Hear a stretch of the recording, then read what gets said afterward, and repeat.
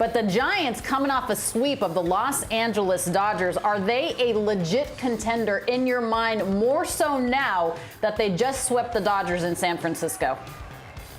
Yeah, a little bit. You know, I still think the Dodgers are the beast in this division. You know, I think the Padres haven't really had a lot of credit, and they've played solid all year long. But the Giants, in my opinion, are the third team in that division.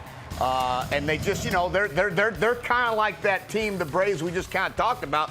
You don't give them a lot of credit, and the thing they do, they get going. And they get going, and then next thing you know, they get winning a lot of games, and they win a lot of close games. The thing that's alarming a little bit is that, you know, defensively, they're all right. They're just a little bit below the average thing, and you got to catch the baseball when you pitch like they do. So I think that's held them back just a tick.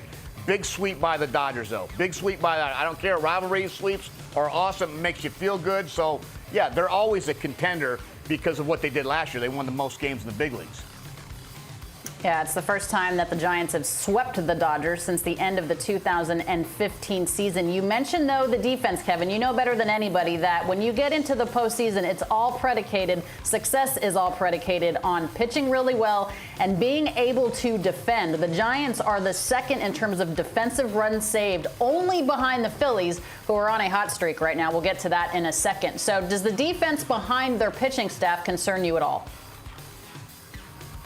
It's never has. I mean, Longoria's been banged up a little bit last few days with his hamstring, and Crawford, you know, he's so solid. Speaking of underage, just sits over there and does his thing. But it's never has, but it kind of has this year. You know, are they the same type of club? Last year was a special year, 107 wins, Dodgers 106, oh my gosh. But, you know, there's a lot of things that got to go right this year for the Giants, and, you know, this might be the start of them getting on a nice track.